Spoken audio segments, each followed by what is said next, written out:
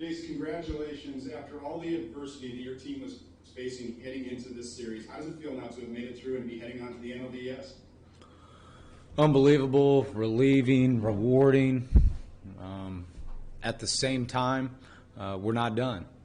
We've got a special group. We knew there were going to be challenges, and I felt our group is extremely tough. I feel we're battle tested. I feel we can handle adversity. We can take shots. We can throw shots back. I'm just proud of our toughness, and I'm proud of what we're going to continue to do.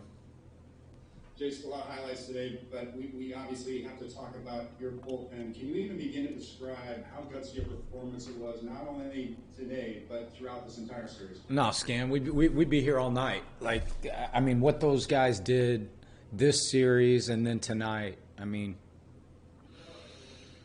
wow. I don't know what to say. You know, it's, some guys, they've been overworked, they've been overtaxed.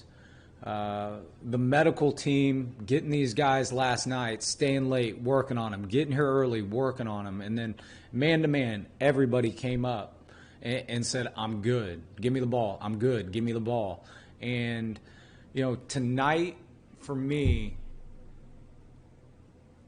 was as team-oriented as so many guys, again, contributed, and that's who we are, and that's why we're going to continue to keep playing. So, no, I can't in a couple sentences sum up how big, clutch, whatever phrases you want to come up with, gutsy, with those bullpen guys. Thanks, Jayce. Congratulations. Thank you. Kevin Acee. There's a celebration going on inside, but did the fact that you expect to keep winning have anything to do with it? It actually seemed like a fairly muted celebration for the team's first, playoff series victory in 22 years. Yeah, we know that there's more work to do. I can't be, any more clear. This is a step. This is one of the steps to our ultimate goal. So we understand that. And, each level, each round gets bigger and bigger. So this is not our biggest celebration. We've got a goal. We set out to achieve that goal, and now we've got an opportunity to continue to play for that goal. So that's just kind of where our head's at. I don't know if you ever even considered taking from the North Falcon. He really struggled at the end of the season. Had a great series. Can you just talk about what that rookie did? So no, I never considered it. We never considered it. I feel that our group of coaches and staff, I know that we can evaluate talent, ability, things on the field. What I think we're really good at is we know our people. We know our guys. And so because of who Crony and these guys are, seeing him work through, we were extremely confident he was going to deliver. I mean, from the diving plays to the awesome at-bats, I mean, he was Jake Cronenworth 2020 this series. Just to be clear, we're not going to be taking any Spanish questions, just English only. We'll go to Derek Togerson next. Derek, are you there? Hey, yeah, Jayce, thanks, and congratulations. We've talked about Fernando Tatís Jr. really all year. He was able to do it, spark the rally at the first run with double tonight, but the defense and the two plays that he made, he looked like Bobby Orr coming off the bag in that one, and then the play up the middle, just the spark and the jolt that he can give you both, I mean, from the bases with his bat, with his glove. Can you maybe put into perspective what he's able to do and what he means just to the entire aura of this ball club? Yeah, I think the first play you're talking about was the comebacker Hill got and he fired, and then for Tatís, important for him to be there on time and be there early, and then so he can make an athletic play. And since he was on time and he was ready, he's able to make that play.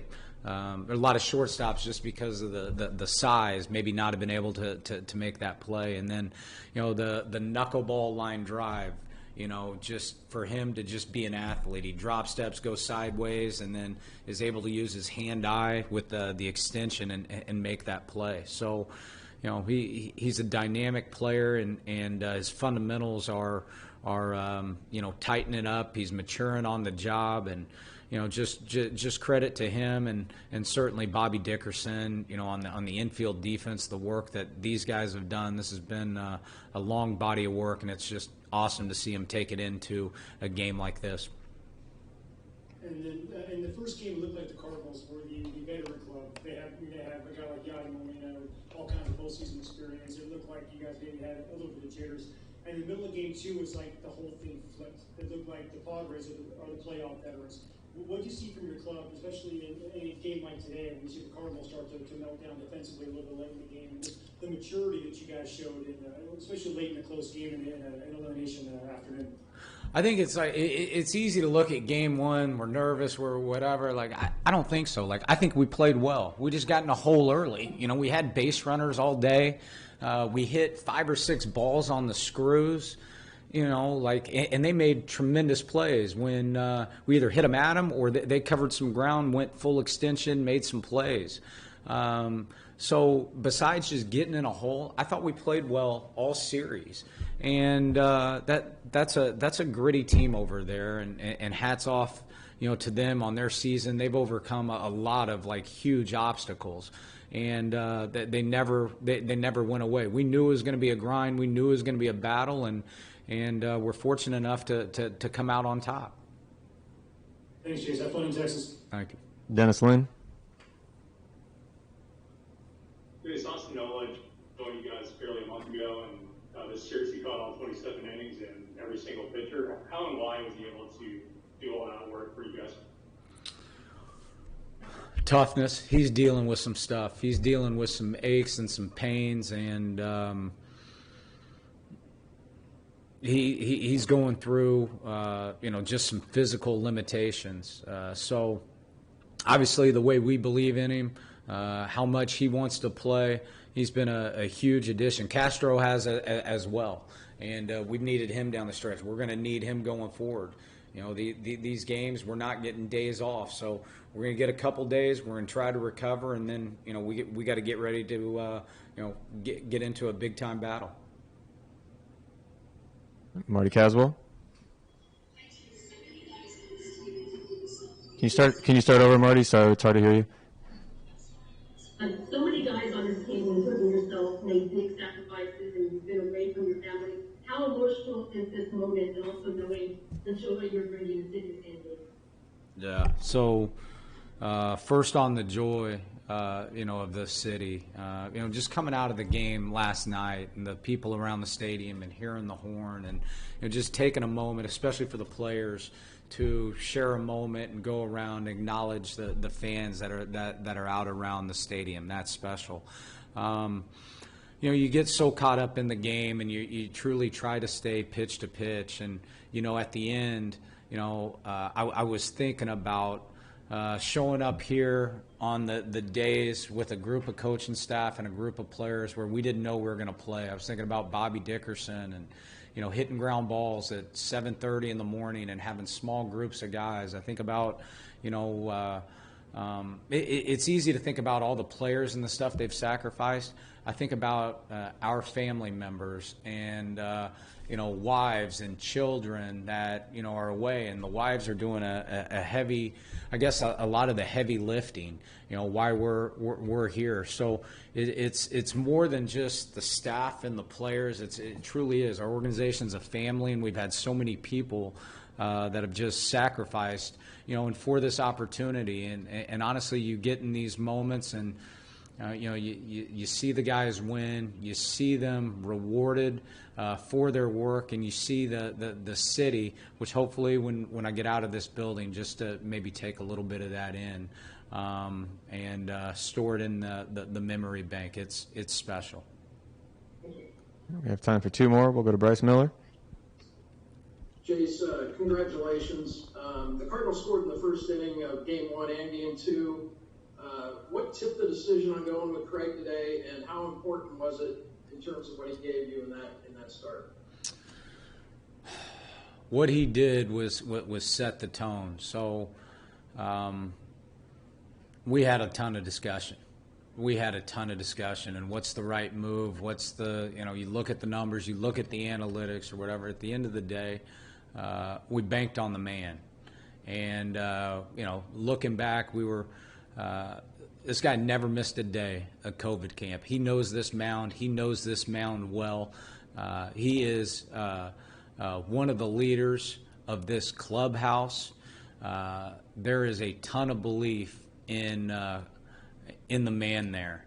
And so at the end of the day, we looked at numbers, we looked at other options, and we just gave it to a trustworthy man.